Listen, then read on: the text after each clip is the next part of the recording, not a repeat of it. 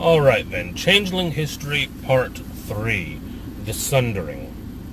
Now, we're just coming out of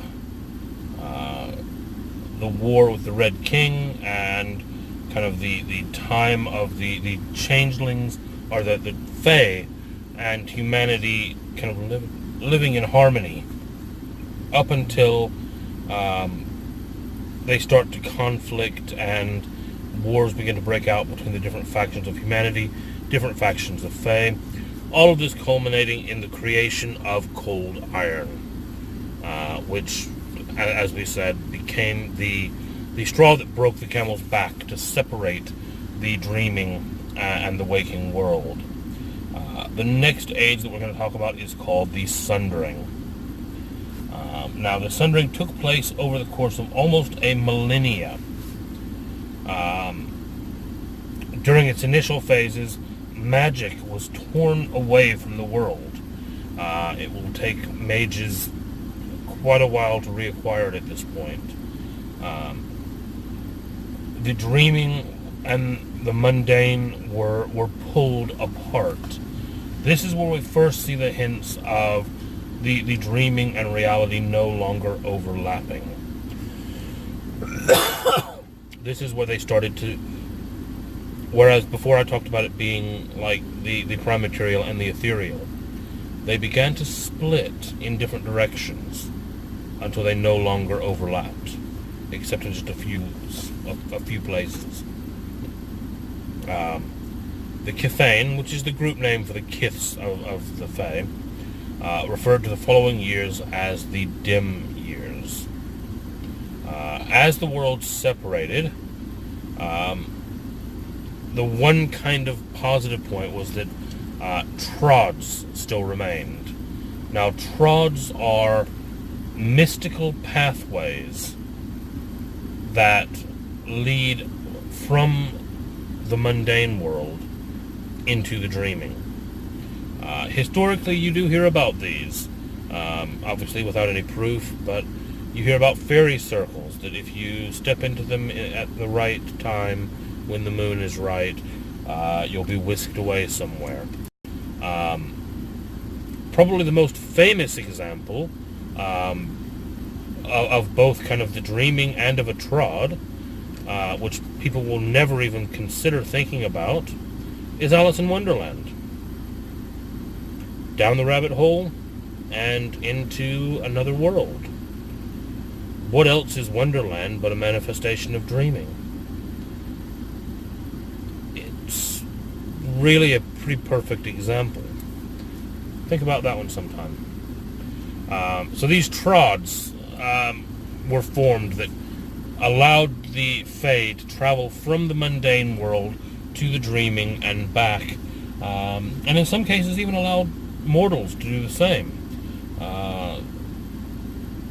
There were messages, there were stories of mortals being whisked away into dreams. That's been, Pan's Labyrinth, A Midsummer Night's Dream. If you look at the world of darkness, these are all people trying to explain strange encounters they've had with the Fae. Now, at this point, as the world split, the changelings, the Fae began referring to the dreaming and the autumn world. The mundane world, the autumn world. The reason for this is that when they look at the span of humanity's time in the world, they look at the spring, when power first came into the world. They look at the summer, the time when the Fae and the human lived intermingled. They now say that as the dreams are darkening, as the glamour is fading, they have moved into autumn. And the Fae live in fear of what will happen to them in the long winter. It's kind of their end of the world story. Now, at this point,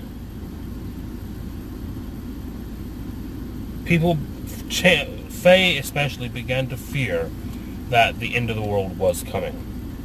Now, they didn't give a timetable, but these are mortal beings, so the time scale is a bit flexible there, but they began to fear that this was a sign of the end.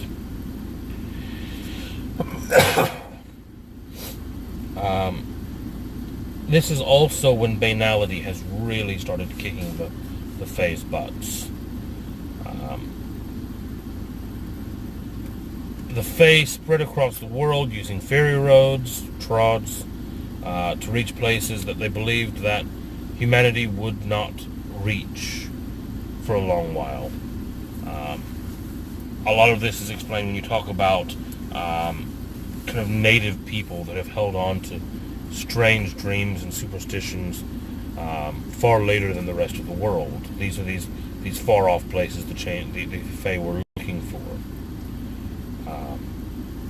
The primary Fae courts, which were in Europe and Mesopotamia, began to weaken greatly,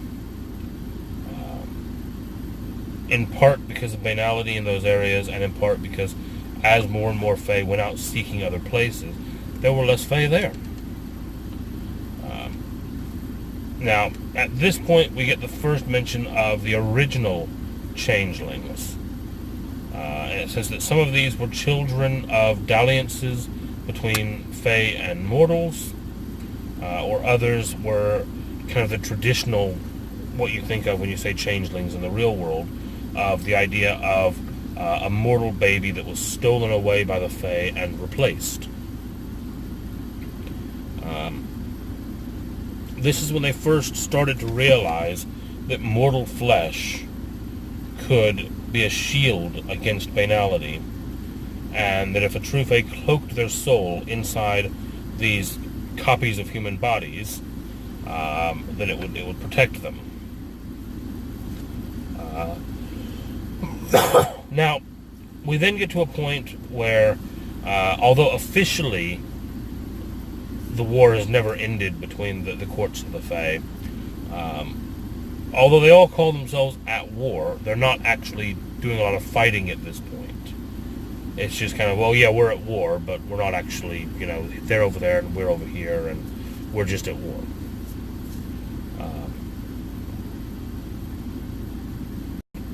And things continue on like that for a couple hundred years, until we get to 1230.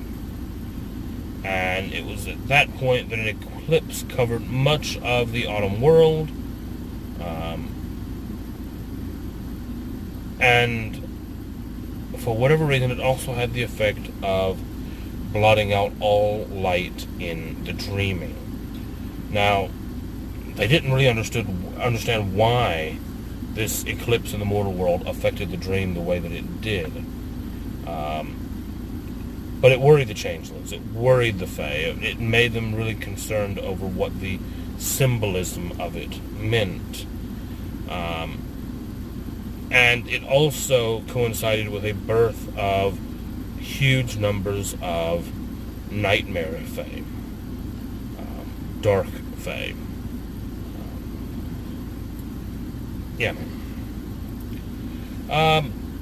Things continued then into the 14th century, and this became problematic because scientific methods began emerging in the Renaissance.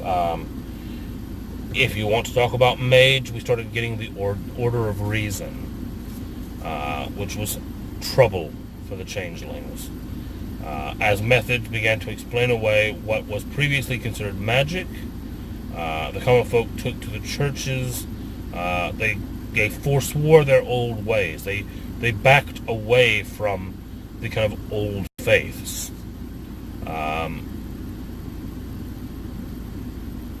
And as this happened, the gateways and the trods began to shatter or fade. And the Fae realized they had to make a choice to determine what they were going to do. Many of them retreated to their own domains, their fairy glens or their strongholds. A lot of them kind of locked themselves away, and through that some of them went mad, and eventually became what are known as Lost Ones. The ruling Fae, the She, with the exception of House Liam and House Sketchlich, all fled back to Arcadia. They all fled into the deep dreaming. Call it what you like, but they all decided to get the hell away and get to safety. They forced their commoner Fae to wait while the influential secured their own survival. The escape was not orderly, and there were many frantic battles at gateways, which delayed departures, adding to the casualty numbers. Eventually, the commoners, the Fae who knew that they were not going to make it through the portals, had to make a choice. And it's at this point, as they started dying off, that they created the Changling Way, which I've already mentioned, which entwined a fairy soul with a mortal coil, transforming their immortality into an endless cycle of rebirth. This way, hiding beneath the veneer of banality, the changelings made their way into the world. Now I'm going to wrap this video up here, and in my next video we'll move into the interregnum, which is kind of a quite dark time, but is really the first age of the changelings rather than the Fae. Back in a bit.